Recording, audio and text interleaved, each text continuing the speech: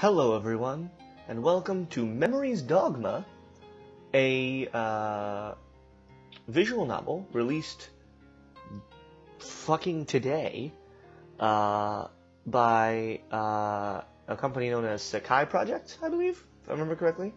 I backed this thing on Kickstarter a long time ago, and well, I got my copy a little early, so I'm going to start recording a little early.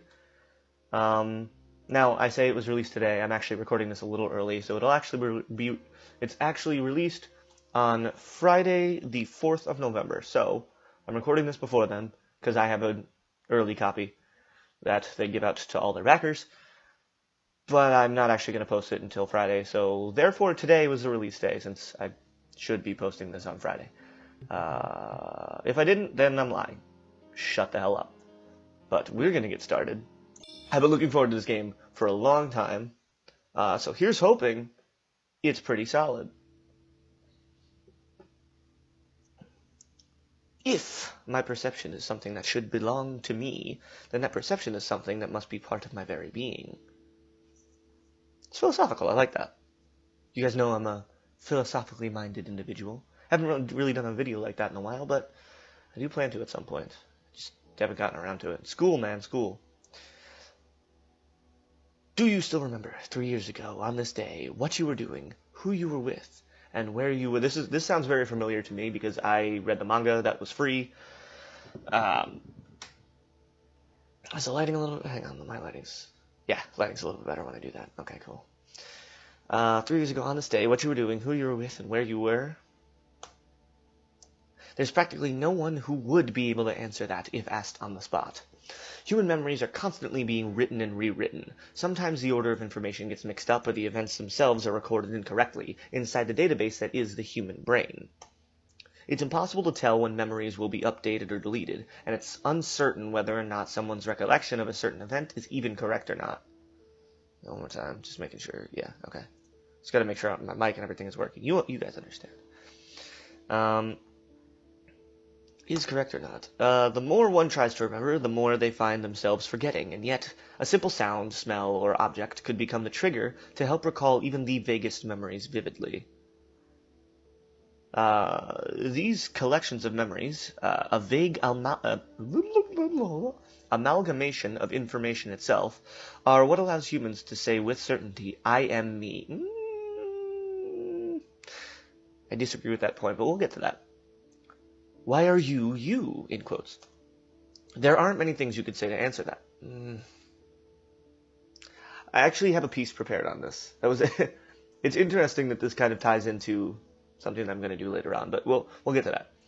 My own experiences, the words left behind by long dead men that I've read, the words someone spoke that I then assimilated as my own, a combination of all that is why I think I am me, is the only real answer you could come up with that.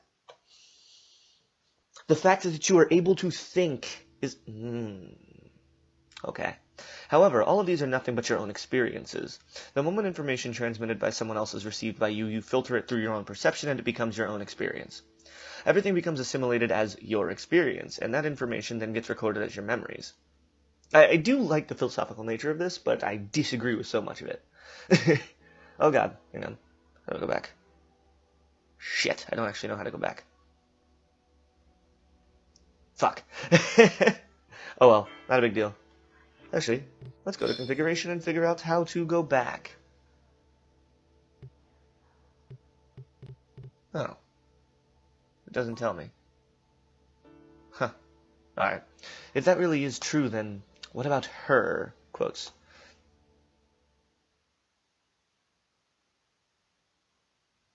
Oh. I seem to be... As I open my heavy eyelids, I can see the scenery above me dyed a deep crimson. Like I said, I read the manga ahead of time, so this is kind of familiar. I kind of already know what's going on.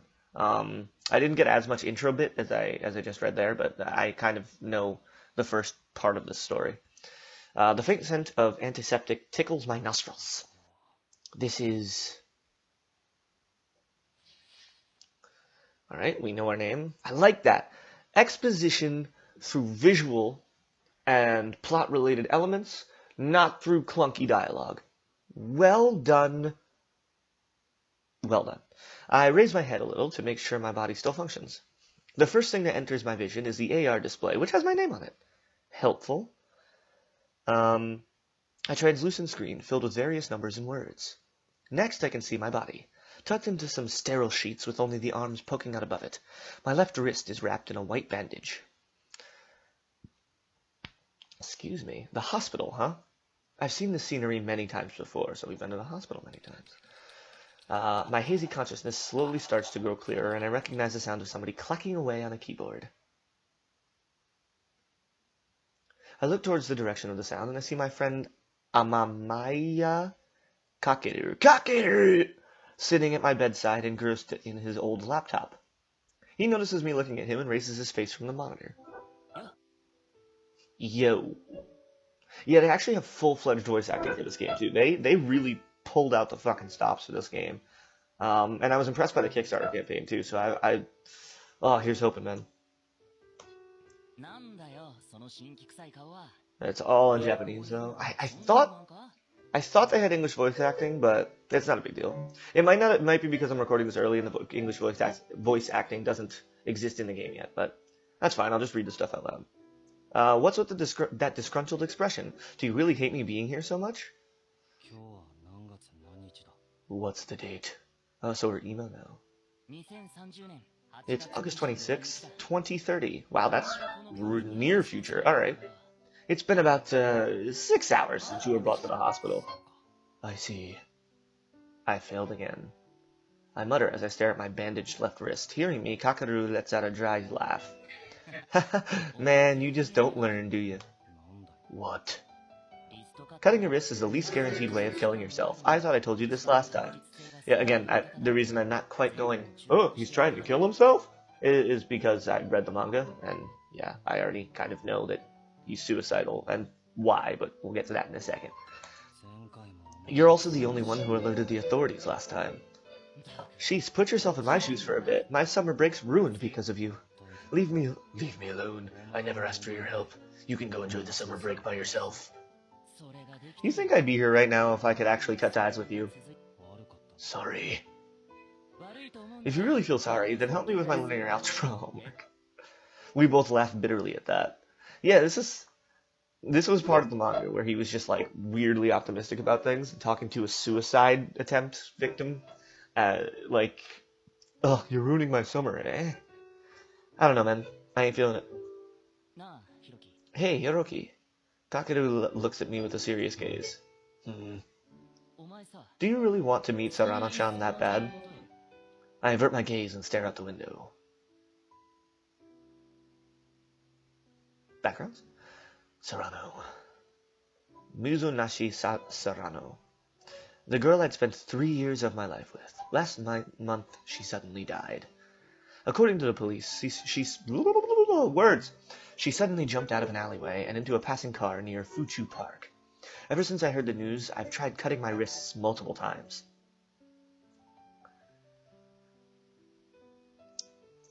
Sorry. I simply pressed down on my left wrist. I'm not really sure. It's just, every now and again, it feels like Serrano suddenly starts calling to me. And when that happens, I put more pressure into the hand that's pressing down. I feel a slight sensation of pain run through my body. A slight sensation? You're pressing on a place where you tried to cut your... I don't know. Doing this lets me feel at least a little closer to Serrano. Why'd they put that in quotes? We're already... Kakeru continues staring at me for a bit and then suddenly touches his left wrist. Not because he cut his wrist like me, but to start up his MRD. MRD? This is new. I don't know what MRD means. This must be the gameplay. Mobile Augmented Reality Device, or MRD for short. It's the latest model of portable terminals. This is near future, mind you. This is like supposed to take place in 14 years. So this is crazy. I don't know if we're going to have nothing like this. It looks like a bangle, so you can wear it on your arms. You can use it to listen to music or kill time playing mobile games, but using the AR virtual holographic display to surf the web or call people is its primary function. The National Identification System, which I can click on, my number system, a unique number assigned to each individual citizen. This is just a social security number thing. Oh, wait. Japanese culture doesn't necessarily have social security numbers. Right. This number facilitates the sharing of relevant and personal information between government agencies. It was designed to make systems like Social Security and taxes easy for people to manage, while at the same time reducing the amount of human error in processing such things. However, a number of fraudsters are utilizing the relative ignorance of most people about how the My Number system works, giving birth to a new problem. With the advent of the MRD's personal identification system in 2028, the implementation of My Number system was terminated. Alright, so we've kind of got like something we can put together. Probably because we have one of these things too. So, cool, that's cool. I like that. I like that a lot. So we kind of have a plot-relevant reason as to why this is a visual novel. Instead of like actually walking around, we do all our interactive nonsense on like the technology that exists in this universe. Well done! You can also use it to make electronic payments at convenience stores, train stations, and the like. It also serves as identification to get into certain facilities, or when you need proof to identify the request certain services. There's almost no one in Japan today who doesn't have one. Ooh. Oh, damn, I wish I could go back. Nah, it doesn't work. I hit backspace and it didn't do anything. The only people who walk around with old laptops like Kakaru are enthusiasts or people who need one for work. Let's see if I can get into the log. Yeah, there's a log function. Cool.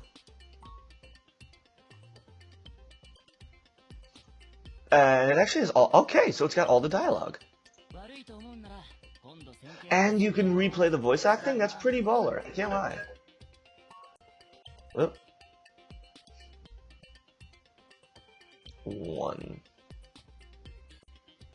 Oh, I can't click them here. Damn. That's upsetting. Alright, we'll get to that later. An AR display showing a website popped up in front of me. And this gotta be... Tips? Yes, that's what it is. Okay, we've already gotten this. Okay. An AR display showing a website popped up in front of me. Look, this is the Connect Center. And I'm sure you know, people who die have their memories electronically transcribed and recorded here. Yeah.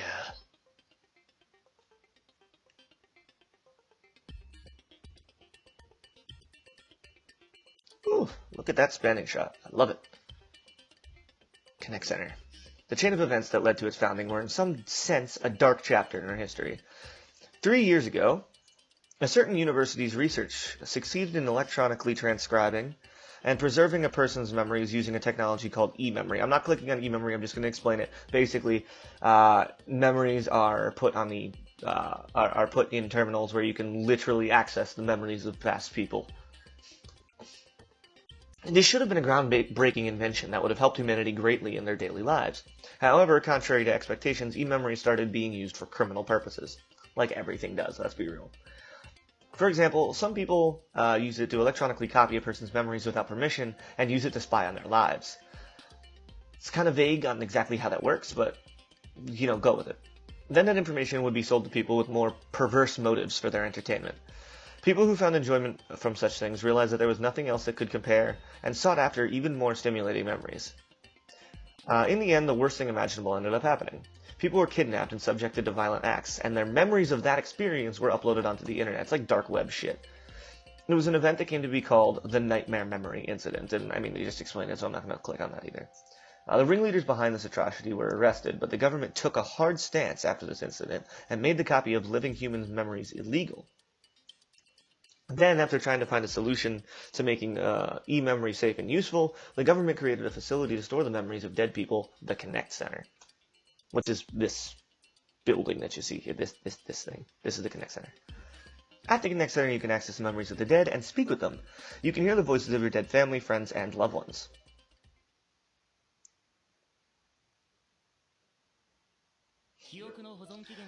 You know that they only keep the memories of people for 49 days after they die, right? 49 seems like a strangely arbitrary number to me, by the way. Yeah.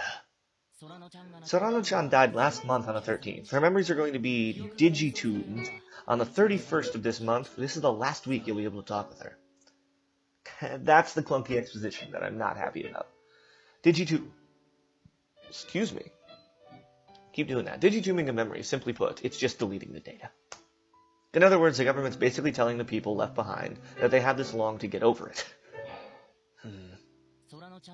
Why not go hear Serrano-chan's voice at least once before even her memories disappear from this world? Maybe that'll help you find some kind of closure. That may be true, but... Hesitation. Why didn't I stop Serrano back then? Why did I let her die? I still can't forgive myself, even now. Ignoring me, who'd gone silent, Kakaru stretched his hand out towards my pillow, and stopped at my MRD, which lay on my bedside table, so it's not on right now. He picks it up and places it before me. Come on, let's at least go to the building, okay? But... It'll be fine, come on, come on! I hesitate for a bit, but I eventually reach out and take the MRD back from Amamiya. Why aren't we calling him Kakaru anymore? Kakaru! Reminds me too much of Kakarot! I'm not sure if I was fortunate or not, but while I was unconscious, they'd been pumping food into my stomach and had me on an IV, so even though I was still a bit out of it, sneaking out of the hospital didn't prove very difficult. The Connect Center here in Tokyo was only a short walking distance away from Fuchu Station, the station closest to here. It seemed that there had been a great opening ceremony for it when it opened 2 years ago. It's about a 30-minute walk from the hospital I'd been taken to. We've got a nice cool breeze today. Really? Yeah, come on. You know how hot it's been these last few days. For a while now, I haven't even taken note of things like the outside temperature. Man, it feels like it's been a while since I walked down this street. Yeah, me too. I mean, somebody close to, presumably both of you died here recently, so I'm not that shocked. Until just a while ago, me, Kakaru, and Serrano all used to walk down the street. Yeah, so you both knew her very well. No wonder you don't walk down the street. She just died. Why are you smiling? Kakaru, you're weird. I absent-mindedly continued to reminisce about the past, about the time before I met Kakaru and Serrano. Oh, flashbacks! Ooh, we've got black bars now. I moved here to Fuchu City around the time I entered high school. In order to run away from all my problems, I came here to live alone. Wait, how old are you? Alone in high school? Again, more common in Japan than this here, I suppose. I forgot what the reason for it was, or if there even was a reason to begin. They don't even give a fuck about giving us a backstory. They're just like, keep on going. We're just telling you what's going on that's relevant. I suppose that would kind of be a backstory inside a backstory, but I don't know. But it all started around my last year of middle school. Wait, so you do remember? They started distancing themselves from you. The people who had thought my friends started ignoring me. I don't think they were aware of the fact that they were distancing themselves from me. They weren't aware of it. Eventually, it just started feeling like they were making fun of me. If I ever asked, they'd joke around and deny it. As time went on, they stopped even joking around when I asked, and their words took a nastier tone. In the beginning, I simply tried to ignore their harsh words, but one day I couldn't stand it anymore. What the hell? Yeah, I'm making him whiny, because honestly, he sounds whining. One day I shouted that to the classmates I'd thought my friends. My shout reverberated across the room, and the whole class went silent. I got really embarrassed after that. Why did I have to yell so loudly? Thinking back on it now, I was probably just hoping to be saved. I wanted people to realize I still existed. I wanted someone to understand the depths of my suffering. My friends were silent for a bit before awkwardly looking away. Then, with an annoyed tone, they told me, "Don't talk to us anymore." I couldn't understand. Maybe because you're a whiny prick. I can't help but think of Shinji from Evangelion. I wanted someone to tell me why, at least. What is this now? But no one would. So I just silently let it all happen. Apparently, by the way, I don't know why this particular shot reminded me of it. I think it reminded me of like the trailer or something. But there's supposed to be fully animated cutscenes at certain points in this game. My existence had been deemed unnecessary by them.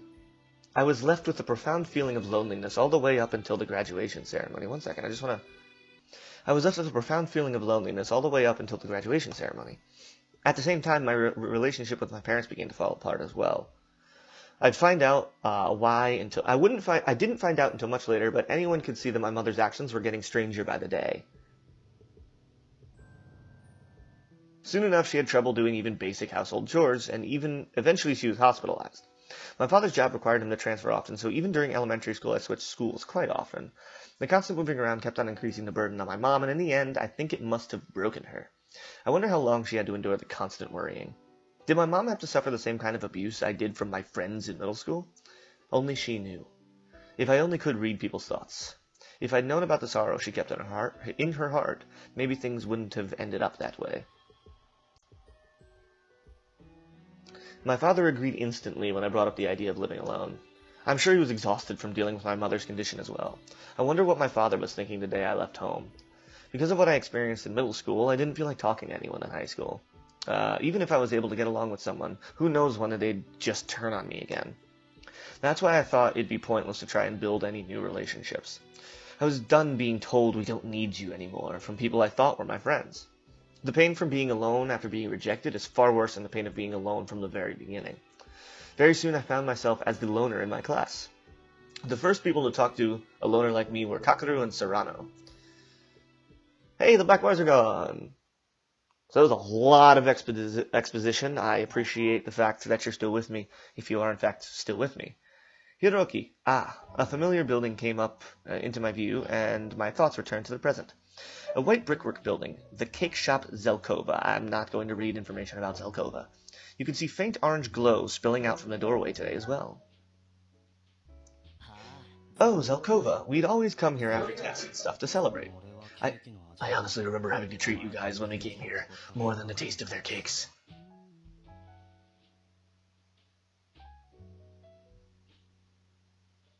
We're back to this.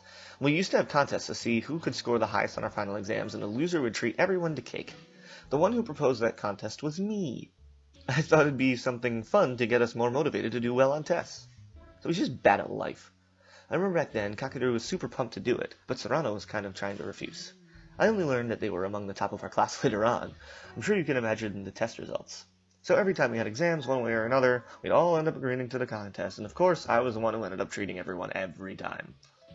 It was a terribly nostalgic memory. A terribly nostalgic memory. Alright then. Memories are supposed to be kind of a key component of this game, like the game's theme, so I guess it makes sense to keep having these flashbacks, but it's starting to kind of weigh on me a little bit. As I thought, you're still holding a grudge, aren't you? Can't be helped, man. Serrano was number 1 in our class. You always complain about how you don't understand the course material. Oh, wait a minute. But then you still get a pretty good score anyway. You just never took those tests seriously, Hiroki. Really? It certainly felt like I was. Serrano-chan used to say it a lot too. Whenever Hiroki-kun's seat is behind me, I can always tell when he falls asleep. Why are we quoting this dead girl like a month after? Excuse me, a month after she died. Did she really say that? Oh, yeah, she did. She also said Hirokun must be from Planet Sleepy. So lame. I've heard worse though. Huh. What kind of conversations did we have back then? How unmotivated of a person was I? I honestly don't remember any of it at all. But there's one thing I can say for sure. I was truly happy during the times I was with Serrano. Then on that day, those happy times are destroyed. And flashback number 3.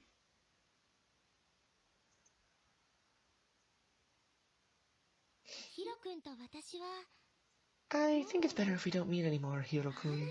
Why? Serrano spoke those words of farewell without any explanation at all. What? I thought it's happening again back then. Once again, I've been deemed an unnecessary person by others. My emotions got swept up in a violent whirlpool, and I couldn't stop the words overflowing in my mind from pouring out. So I guess they weren't really in a relationship, they were just friends. Background? Before I knew it, I was shouting at Serrano.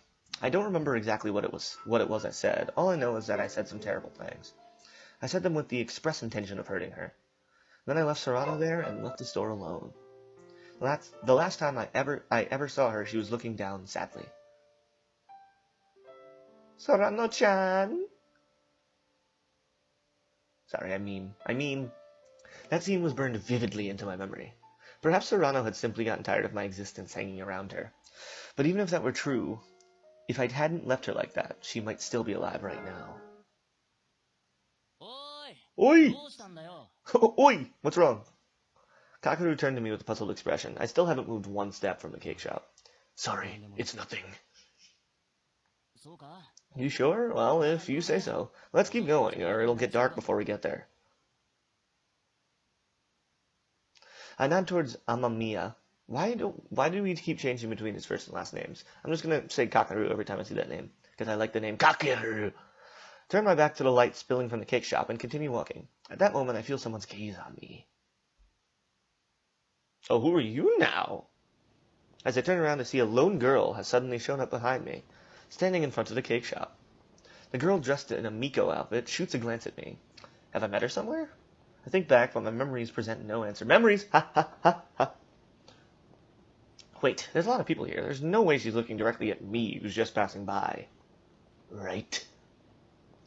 It must just be a misunderstanding. The moment I think that, she starts walking straight towards me. In front of her dignified demeanor, I couldn't bring myself to avert my gaze. It's nothing. I'm sure she'll walk straight past me.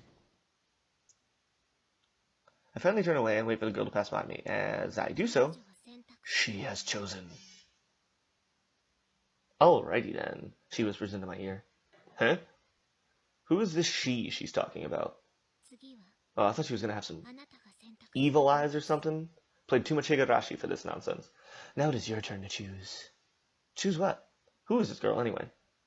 As I'm pondering these questions, the girl averts her gaze and quickly walks away. Hey, wait! Yeah, I'd be a little like, what the fuck? I turn around, planning on asking her who she is, but when I look, she's already gone. I check the nearby alleys as well, but see no sign of her. Hey, Hiroki-kun, what are you looking around for? Instead, I see Kakeru looking at me with a puzzled look on his face. Oh, it's you, Kakeru. Yeah, it's me. Why do you look so disappointed? Ah, no, that's not it. Sheesh, I thought you were following behind me the whole time, so I kept talking. But it looks like I was just talking to myself. Yeah, sorry. I'm begging you, could you please hurry it up? The Connect Center is going to close. With that, Kakeru starts pushing me forward from behind. Still puzzled about what that was all about, I start walking for real this time.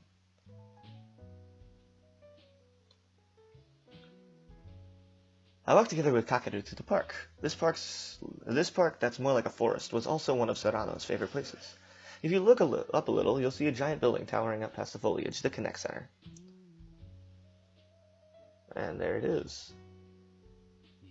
No matter how many times I see it, it still looks humongous. So it is rather large. Well, yeah, this place handled the memories of all the dead in the entire Kanto region.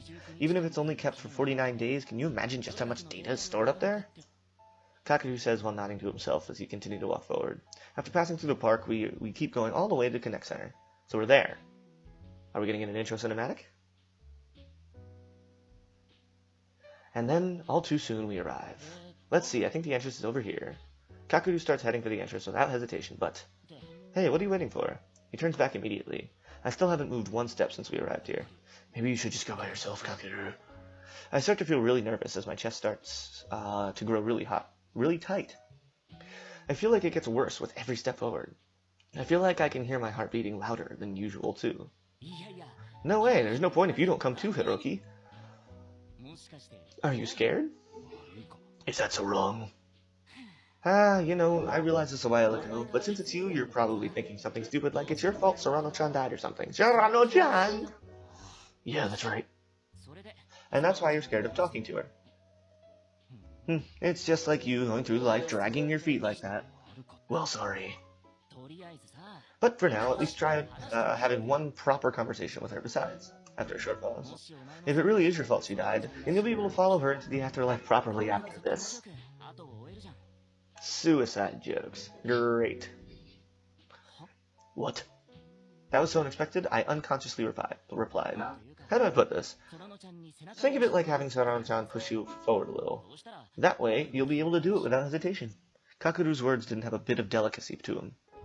He's always like this. All the things people usually wouldn't say out of consideration for others, he just says like it's nothing. But it's because of that he can cut to the heart of the matter and tell you the truth. I, who had been hanging on my head this whole time, finally look up at him. Perhaps you're right. Even if I'm still scared, I have to do it. I steeled my resolve and stepped forward. There's probably like multiple endings, and one of them is one where I actually kill myself. Alright, I'm going to end things right here for now.